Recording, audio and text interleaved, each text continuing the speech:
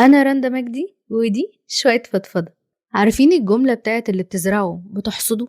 الجملة دي مش بس على الزرع، مش بس على الناس اللي بتزرع في الأرض، لأ، ده كمان على العلاقات اللي ما بين الناس. أي علاقة في الدنيا بيتزرع فيها حاجة مع الوقت هتظهر. لو ما ظهرتش في الأول هتظهر بعدين، لو ما ظهرتش كمان سنة سنتين مصيرها تطلع وتطرح قدامك وتشوفها. الناس اللي بتأذي بعض في العلاقات، الناس اللي بتضايق بعض، الناس اللي بتتعمد توجع بعض، حتى كمان علاقة الأطفال بأهاليهم، في الغالب اللي زرعته زمان في الطفولة بتحصده لما تكبر. عشان كده أنا طول الوقت شايفة إن علاقة الأم أو الأب بالأطفال علاقة حساسة جدا، لأن مش بس دي علاقة ما بين اتنين بني آدمين ممكن يقطعوا مع بعض في أي وقت أو الدنيا تاخدهم ويبعدوا عن بعض، بس الأهم من ده كله هو وقت الحصاد. وقت ما نشوف اللي عملناه زمان هيطلع قدام عينينا، لما العيال دي تقف على رجليها ويبقى ليها صوت، أو يبقى عندها الفرصة إنها تبعد أو تقرب، ويبقى عندهم صوت يتكلموا بيه يقولوا على الحاجات اللي حسوها كلها زمان. ساعات بيبقى رد فعل العلاقات اللي شبه كده ما بيبقاش كلها كلام وزعيق. في ساعات العلاقات الحصاد بتاعها بيبقى بعد، بيبقى صمت، بيبقى جفا. والجفا والبعد والصمت ده ما ظهروش من فترة. يعني ما تجيش تسأل أنا علاقتي بالناس دي باظت إمتى، أو الناس دي خدت قرار إنها تمشي كده إزاي، أو الناس دي سكتت ليه، أو الناس دي ما اتكلمتش ليه، أو الناس دي سابتني وبعدت عني ليه.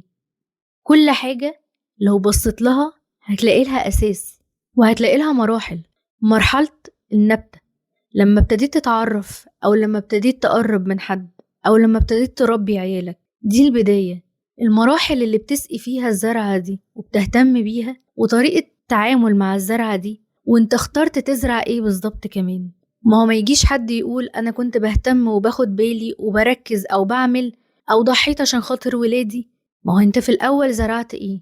محدش بيزرع حاجة ويلاقي في الآخر حاجة تانية، ما حصلتش. ما بيهتمش بالزرعة بتاعته ولا بيسقيها ولا بياخد باله منها، ويرجع يقول في الآخر أصل أنا الزرعة بتاعتي ماتت، أو الزرعة بتاعتي ما طرحتش حاجة، أو ما طلعش في الآخر حاجة أنا كنت مستني إنها تطلع. كل الحاجات دي علاقات، علاقات الناس ببعض وعلاقات الأهالي بولادها، العلاقات اللي بيحصل فيها جفا أو صمت أو بعد أو قطع علاقات عموما، بيبقى ليها أساس ومراحل قبلها. مراحل كان فيها قسوة، كان فيها إهمال، كان فيها تعالي، كان فيها تجريح، ويمكن كمان كان فيها عتاب كتير، كان فيها كلام كتير قوي. بس الحاجات دي لما حصلت محدش اهتم، محدش فكر إنه يعالجها.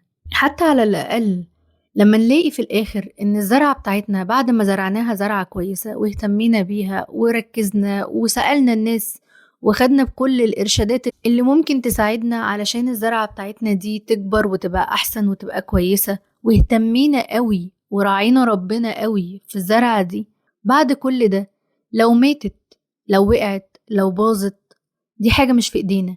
بس ساعتها هنقدر نقول إحنا عملنا كل اللي علينا.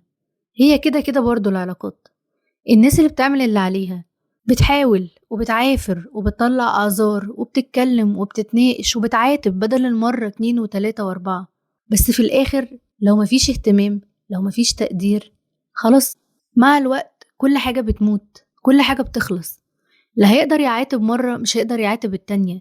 اللي هيلجأ لك علشان محتاج لك وعلشان يتكلم معاك وعلشان حابب انه يتكلم معاك وعشان حابب انه يسمعك او انت تسمعه، عشان حابب قعدتك، عشان حابب خروجك، عشان حابب حتى وجودك في حياته، لو ما لقاش في المقابل ده قدامه، لقى قلة اهتمام، لقى جفا، لقى بعد، لقى انك اخر اهتماماته واخر اولوياته، لقى ان ترتيبه في حياتك اخر حاجة، ان طول الوقت عنده حاجات اهم منك بيعملها. ومفيش حد يقول ان انا ملحقتش او ما كنتش عايزة اسأل او كان نفسي اسأل بس معرفتش. اللي عايز يسأل بيسأل، واللي عايز يهتم بيهتم، لان ببساطة احنا كلنا عندنا اولويات، كلنا عندنا ناس مرتبينهم في حياتنا ان هم دول الاولوية، ان هي دي الناس اللي اول حاجة بنفكر فيها، ان يومنا ما بيخلص غير لما بنطمن وبنبقى عايزينهم حوالينا، وإن يومنا ممكن يقف لو الناس دي حصل لها حاجة وما كانتش موجودة في حياتنا. بس لو الناس دي لقت إن طول الوقت ترتيبهم في الآخر هم مش موجودين، طبيعي جدا إن الناس دي تمشي، إن العلاقات دي بتنتهي حتى لو خدت وقت وطولت. مع الوقت كل حاجة بتخلص، كل حاجة بتموت، كمان علاقتنا بولادنا. لو احنا ما اهتمناش، لو ما سقيناش الزرعة بتاعت الولاد دي حنية واهتمام، عمرنا ما هنلاقي ده لما نكبر. لما تقعدوا تتفرجوا على علاقة أطفال بأهاليها مع الوقت لما يكبروا، هتلاقيهم هم بيحكوا إن زمان أهالينا عملوا، أهالينا كانوا بيطبطبوا، كانوا بياخدونا في حضنهم مهما الدنيا خدتهم وودتهم، وطلعوا ونزلوا سافروا وراحوا وجم بيرجعوا، لأن هو ده الأساس بتاعهم، هو ده المكان اللي بيلاقوا فيه راحتهم، هي دي العلاقات اللي بتحسسهم بالأمان. حتى كمان الناس اللي بتتكلم على شغلها ان هما بيحاولوا بس ما فيش حاجة، فيش حاجة اسمها بتحاول بس ما فيش حاجة، في حاجة اسمها سعي. انت بتسعى تروح شغلك في ميعاده، تهتم جدا بشغلك وبتراعي ربنا في شغلك، بس في الاخر التوفيق ده بتاع ربنا. بس لما تيجي تقعد ما بينك وما بين نفسك هتقول ان انا عملت اللي عليا بس ربنا ما كرمش، انا سعيت بس ربنا ما وفقش. بس برضو في الاخر بيبقى حصاد.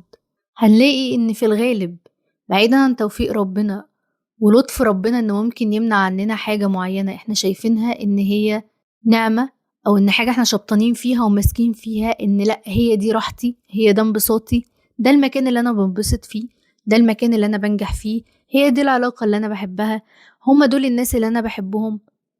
لو ربنا منع عننا حاجة احنا بذلنا فيها مجهود كبير علشان تكمل وعلشان تبقى شكلها كويس، وحطينا فيها كل الحاجات اللي تخلي ان الحاجة دي تبقى كويسة، بس ربنا ما كرمش، في الغالب بيبقى ده لطف من ربنا وحكمة انت بتعرفها بعدين، ان العلاقات دي او الشغل ده او الرزق ده او الفلوس اللي انت كنت مستنيها تجيلك وما جاتش، كل الحاجات اللي باظت دي وانت كنت شبطان وشايفها احسن حاجة في الدنيا، مع الوقت بتعرف الحكمة دي، ان مش كل اللي انت كنت عايزه ده كان خير ليك، يمكن ده كان شر، ومع الوقت يا هتفهمه يا ما تفهموش، يا هتركز انك تفهم حكمة ربنا فيه يا مش هتفهم حكمة ربنا فيه. وفي الغالب علشان تساعد نفسك انك تفهم الحكمة دي وعلشان تعرف السبب وعشان ترضى بالنصيب اللي حصل، بتقول لنفسك وبتراجع نفسك انا عملت ايه في الحكاية دي، انا عملت ايه في العلاقة دي، انا عملت ايه في الشغل ده، انا عملت ايه في الرزق اللي كان المفروض يجيلي، وهل هو كان المفروض يجيلي ولا كان المفروض يجي لحد تاني.